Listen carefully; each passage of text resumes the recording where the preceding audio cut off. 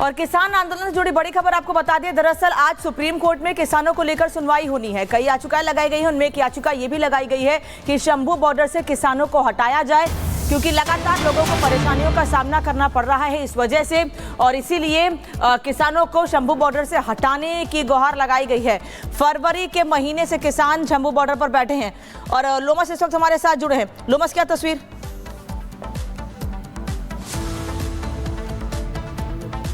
बिल्कुल, आपको जानकारी दे दूं कि मैं अभी शंभू बॉर्डर पे मौजूद हूं। आपने एक तस्वीर कल की देखी थी जब किसानों का 101 का जत्था दिल्ली की तरफ कूच करने के लिए आगे बढ़ा था। हालांकि हरियाणा पुलिस के द्वारा उनको रोका गया।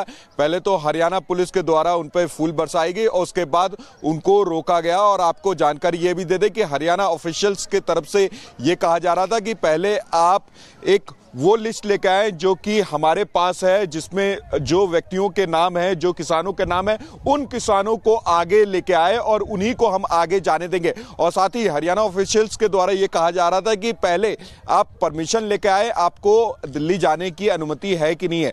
लेकिन दूसरी तरफ आप देख सकते हैं सुप्रीम कोर्ट में एक याचिका ये भी दाखिल की गई है कि लोगों को इस सड़क से, इस हाईवे से काफ़ी आने जाने में परेशानी हो रही है, क्योंकि ये हाईवे पूरी तरीके से किसानों ने रोक रखी है।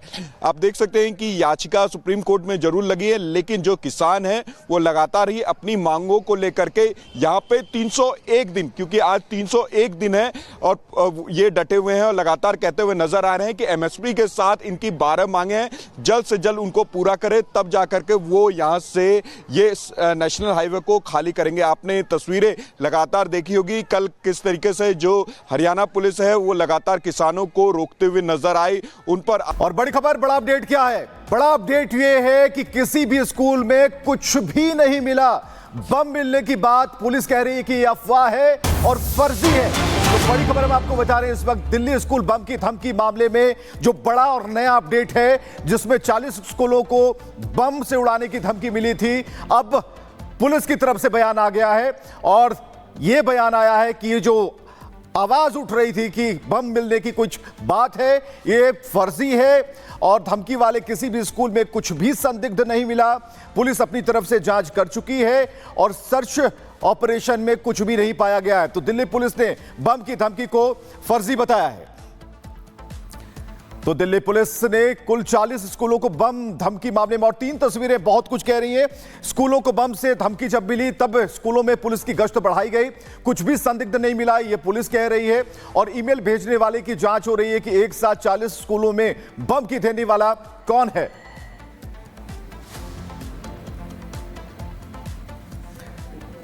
और दिल्ली के 2 अलग अलग स्कूलों से हमारे सहयोगी जुड़े हुए हैं। डीपीएस से अखिलेश और मदर डेयरी से भी हमारे सहयोगी इस वक्त हमारे साथ जुड़े हैं, लेकिन पहले अखिलेश का रुख कर लेते हैं। अखिलेश, स्कूल के प्रबंधन से आपकी बातचीत हो पाई है, वो क्या कह रहे हैं?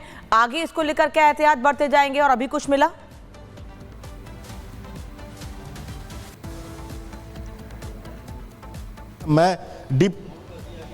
मैं इस समय डीपीएस आरके पुरम में हूं। जांच चल रही है। फायर ब्रिगेड की गाड़ियां अभी भी स्कूल के अंदर हैं। कुछ पुलिस वाले निकले थे, उनसे हम लोगों ने पूछा, उन्होंने ऑफ द रिकॉर्ड ये बताया कि अभी तक कुछ नहीं मिला है। और जिस तरह से पिछले कुछ महीनों पहले लगातार इस तरह की कॉल्स आ रही थी, हॉक कॉल वो थी, और उम्मीद की जा रही है कि इस बार भी कुछ इसी तरह का है, क्योंकि जिस तरह से मेल ड्राफ्ट किया गया है वो कोई भी सरसरी तौर पर देखने पर प्रोफेशनल नहीं लगता। $30,000 की मांग की गई है और कहा गया है छोटे छोटे बम हमने प्लांट कर दिए हैं, ऐसा दावा किया गया है। लेकिन फिलहाल 2 दिन से ये स्कूल बंद थे, सैटरडे संडे बंद थे, स्कूल में कोई किसी की एंट्री नहीं हुई।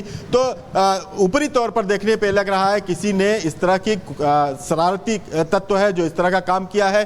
पिछली बार भी इस तरह की बातें सामने आई थी, लेकिन जब ट्रेस किया जाता है तो वो जो मेल है वो आईपी एड्रेस कहीं देश के बाहर का मिलता है, कहीं किसी दूसरे देश से कोई बैठा हुआ करता है। तो पुलिस के सामने एक बड़ी समस्या है। लेकिन पहली समस्या यह है कि जो भी जिस तरह से कॉल आया है उस तरह से पूरे स्कूल को चेक किया जाए।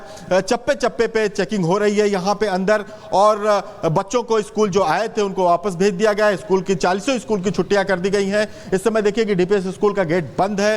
सिक्योरिटी गार्ड जो है वो किसी को अंदर नहीं जाने दे रहे हैं। सिर्फ पुलिस की टीम है और फायर ब्रिगेड की टीम है जो यहाँ पे पूरी जांच कर रही है। चप्पे चप्पे पे छानबीन इसकी की जा रही है। और अभी तक ये पता है कि कुछ नहीं मिला है, और ऐसा उम्मीद भी किया जा रहा है कि आगे कुछ नहीं मिलेगा, क्योंकि इस तरह के तमाम कॉल्स पहले आ चुके हैं। लेकिन बिल्कुल लोगों में सवाल वही अखिलेश की, जब पहले भी इस तरीके के कॉल्स आए हैं तो उसके साथ पुलिस ने छानबीन तब भी की थी, डीपीएस को तब भी धमकी मिली थी। हालांकि इस बार लोकेशन अलग है, लेकिन डीपीएस को एक बार फिर से धमकी मिली है। तो अभी छानबीन क्या उसी तरीके से होगी जैसे पिछले मामलों में हुई थी?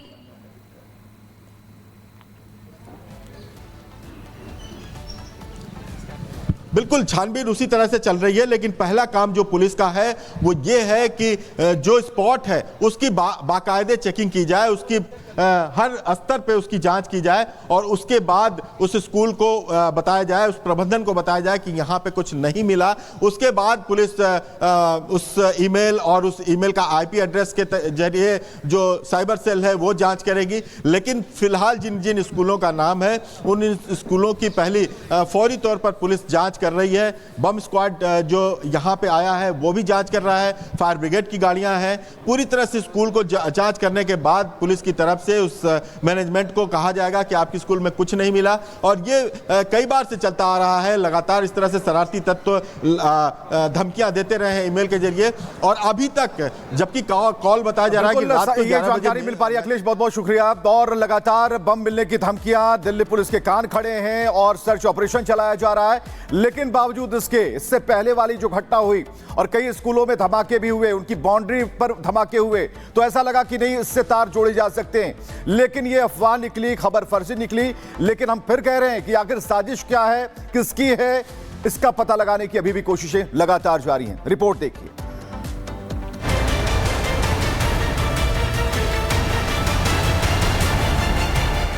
पहले दिल्ली में धमाका और अब फिर स्कूलों को उड़ाने की धमकी। किसी साजिश की आहट है या नजर आ रही नौटंकी। देश की राजधानी दिल्ली में दिन की शुरुआत के साथ ही दिल दहला देने वाली खबर ने सबको सन्न कर दिया। अलसाई सुबह की पहली किरण के साथ ही बच्चे स्कूल क्या पहुंचे, हड़कंप मच गया। देखते ही देखते अफरा तफरी मच गई, स्कूल के फोन घनघनाने लगे, पुलिस प्रशासन पहुंच गया, दमकल विभाग की गाड़ियां सायरन बजाते हुए स्कूल के गेट पर पहुंच गई। डॉग स्क्वाड की टीमें काम पर लग गई। ये सब देख बच्चे कुछ समझ पाते तब तक उन्हें घर जाने के लिए कह दिया गया। यह नजारा था दिल्ली के प्रमुख स्कूलों का, जिन्हें बम से उड़ाने की धमकी मिली थी।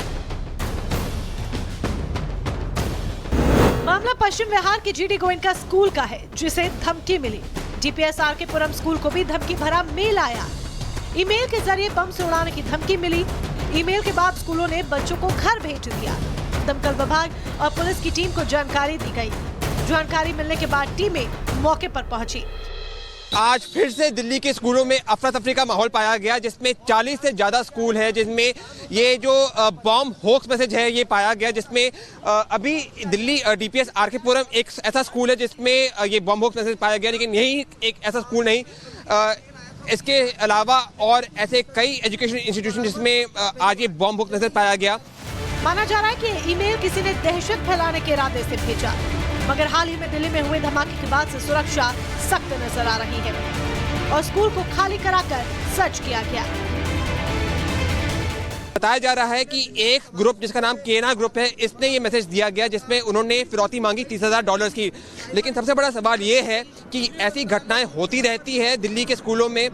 क्या अब इसके बाद जो जांच अधिकारी है वो ये समझ पाएंगे, क्या वो ये समझ पाएंगे कि ये कौन कर रहा है, और क्या वो इनको पकड़ पाएंगे, क्योंकि ऐसी घटनाएं दिल्ली में होती रहती है। और आज हमने फिर से देखा दिल्ली में हाल ही में हुए धमाके के बाद फिर मिली धमकी देखा जाए तो कई सवाल भी खड़े करती है, साथ ही शक भी पैदा करती है, क्योंकि स्कूलों को बम से उड़ाने की धमकी कोई नई नहीं है।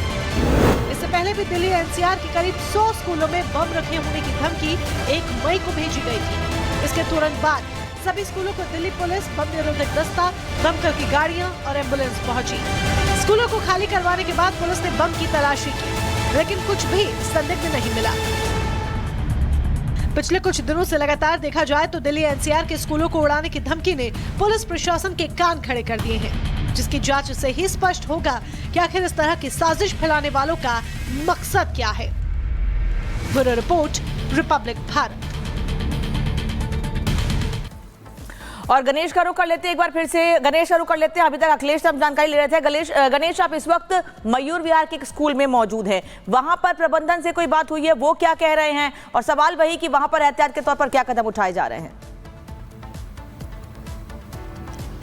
देखिए, आज जिस तरीके से सुबह होती है और सुबह होने के बाद अभिभावक अपने बच्चे को स्कूल छोड़ने जाते हैं, जिस तरीके से रूटीन होता है, और स्कूल छोड़ने के बाद की स्थिति देखिए, कुछ देर बाद उन्हें बच्चों को लेने के लिए पहुंचना पड़ता है। देखिए तस्वीर में अपने विजय उज्ज्वल से कहूँगा तस्वीर दिखाएं कि किस तरीके से माहौल है, और पूरी तरीके से अंदर पुलिस मौजूद है, अंदर जाँच चल रही है, और अभिभावक अपने बच्चों को लेने के लिए पहुंचे, और लगातार यहाँ पर कुछ अभिभावक उनसे बात करेंगे। सर, क्या नाम है और आपका कब पता चला कि आपको बच्चों को अपने लेना पड़ेगा, क्योंकि कुछ देर पहले तो छोड़ के गए थे? हाँ, एक्चुअली में हमारे पास आई थिंक 9 o'clock के आसपास हमारे को इन्फॉर्मेशन मिला कि ऐसा कुछ बैम का रूमर्स वगैरह आया है। तो जस्ट रिसेंटली अभी 15 मिनट पहले ही हमको पता चला कि ये ऑफ कर दिया है, तो आप बच्चे को ले जाइए। क्योंकि एक डर भी लगता है, क्योंकि आए दिन इस तरीके से स्कूल में धमकी भरे मेल आ रहे हैं।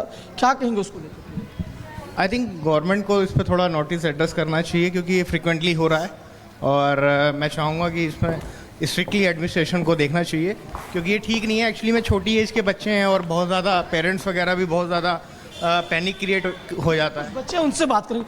कब आपको पता चला कि अभी आपको अब घर जाना हो? क्योंकि कुछ ही देर तो हुआ था स्कूल आए हुए। हाँ, क्या नाम है आपका? वत्सल वेदांश है। तो हम अभी 1 घंटे पहले नीचे आए थे कि हमें पता चला था कि मर्द मैरी में कोई बॉम्ब का थ्रेट आया है। तो हम सबको नीचे लगाया, बहुत धक्का मुक्की हो रही थी, ऐसे हो रहा था। तो नीचे जाके पता नहीं क्या, हमें बस बैठा दिया, हमें कुछ नहीं करना था, बस बैठा दिया था।